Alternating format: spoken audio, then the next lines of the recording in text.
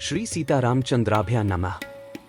दशरथ जी का भव्य प्रस्थान। श्रीमद् वाल्मीकि रामायण बालकांड सर्ग 36 श्लोक 1 से 14। राम विवाह की शुरुआत। सत्यं शिवम सुंदरम श्री राम। श्रीमद् वाल्मीकि रामायण। श्री सहित दिनकर बंस भूषण काम बहु छवि सोहई। नव अंबुधर बरगात अंबर पीत सुर मन मोहई। मुकुटांग दादी विचित्र भूषण अंग अंगन ही प्रति सजे। अंभोज नयन बिसाल उर्भुज धन्य नर निरखंती जे। जय श्री राम। आप सभी धर्म प्रेमी श्रोताओं का स्वागत है श्रीमद् वाल्मीकि रामायण की दिव्य कथा में। आज का प्रसंग है राम सीता विवाह के आरंभ की सबसे बड़ी घड़ी, जब राजा दशरथ स्वयं मिथिला के लिए निकलते हैं। पूरा अयोध्यावासी जनसमूह इस यात्रा का साक्षी बनता है। पिछले एपिसोड में हमने देखा कि जनक जी ने मुनि विश्वामित्र की अनुमति से राजा दशरथ को सीताराम विवाह हेतु आमंत्रण भेजा। उस प्रेम और सम्मान से भरे निमंत्रण का जवाब आज दशरथ जी देंगे। आज हम पढ़ते हैं बालकांड सर्ग 36 के श्लोक 1 से 14।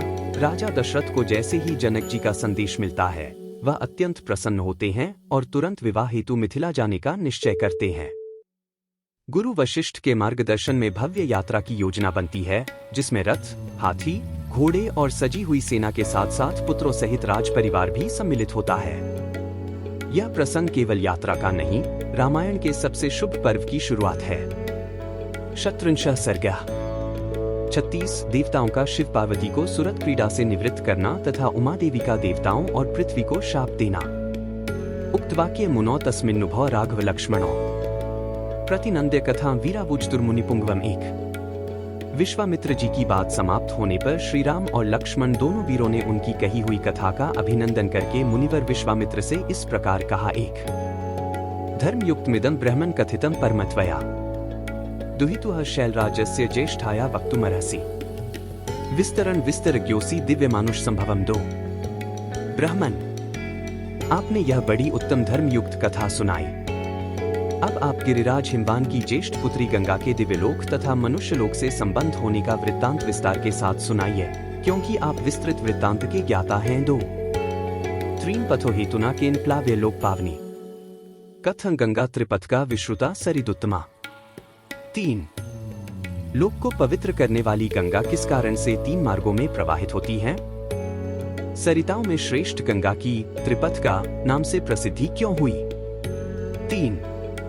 त्रिषु लोकेषु धर्मज्ञ कर्मभिः कैः समन्विता तथा ब्रुवति काकुत्स्थे विश्वामित्रस्तपोधनः 4। निखिलेन कथा सर्वं ऋषि मध्ये निवेद्यत।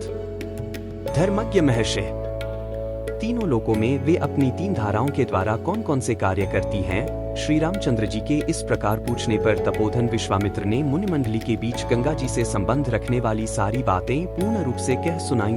4। पुरा राम कृतोद्वाह शितिकंठो महात्पाह 5 दृष्ट्वा च भगवान देवी मैथुनायोग चक्र में। श्री राम, पूर्व काल में महातपस्वी भगवान नीलकंठ ने उमा देवी के साथ विवाह करके उनको नववधू के रूप में अपने निकट आई देख उनके साथ रति क्रीड़ा आरंभ की। 5। तस्य संक्रीडमानस्य महादेवस्य धीमतः शितिकंठस्य देवस्य दिव्यं वर्षष्टं गतं 6। परम बुद्धिमान महान देवता भगवान नीलकंठ के उमा देवी के साथ क्रीड़ा विहार करते 100 दिव्य वर्ष बीत गए। 6। न चापी तन्यो राम तस्यामासीत परंतप सर्वे देवाः समुद्युक्ताः पितामह पुरोगमाः 7।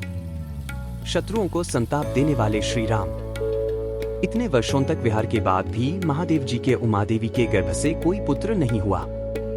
यह देख ब्रह्मा आदि सभी देवता उन्हें रोकने का उद्योग करने लगे। 7। यदिहोत्पद्यते भूतं कस्तत् प्रतिष्ठिष्यति अभिगमय सुराः सर्वे प्रणिपत्यदं ब्रुवन्। 8। उन्होंने सोचा, इतने दीर्घ काल के पश्चात यदि रुद्र के तेज से उमा देवी के गर्भ से कोई महान प्राणी प्रकट हो भी जाए तो कौन उसके तेज को सहन करेगा? यह विचार कर सब देवता भगवान शिव के पास जा उन्हें प्रणाम करके यूं बोले। 8।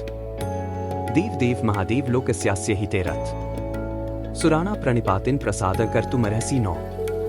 इस लोक के हित में तत्पर रहने वाले देव देव महादेव, देवता आपके चरणों में मस्तक झुकाते हैं।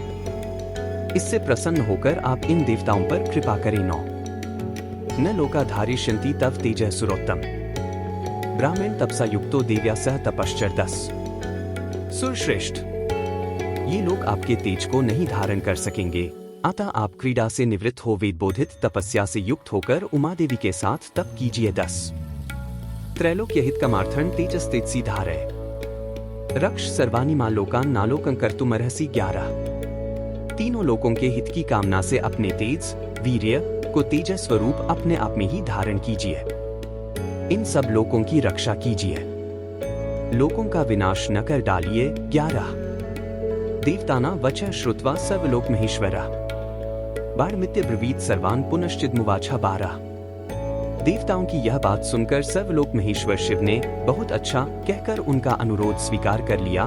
फिर उनसे इस प्रकार कहा। 12 धारिष्यमेह तेजस्तित सैव सहोम्या त्रिचाह पृथ्वी चैव निर्वाणमधिगच्छतु। 13 देवताओं उमास्थित मैं अर्थात हम दोनों अपने तेज से ही तेज को धारण कर लेंगे।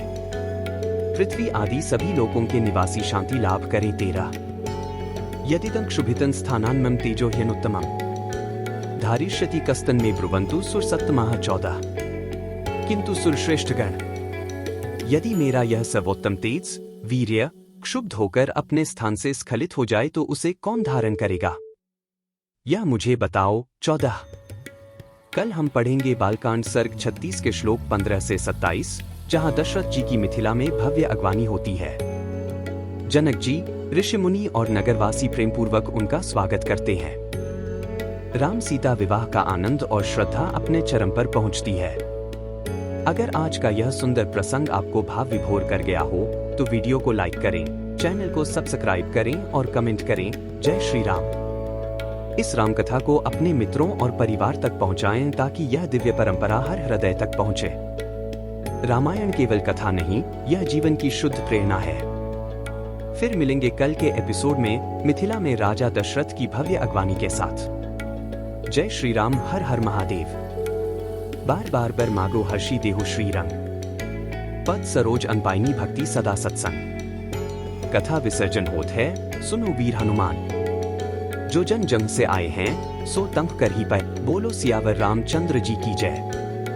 राम भक्त हनुमान जी की जय। उमापति महादेव जी की जय। मंगल भवन अमंगलहारी द्रवहु सुतसरथ अजिर बिहारी दीन दयाल बिरिदु संभारी हरहु नाथ मम संकट भारी। जय सिया राम, जय जय सिया राम।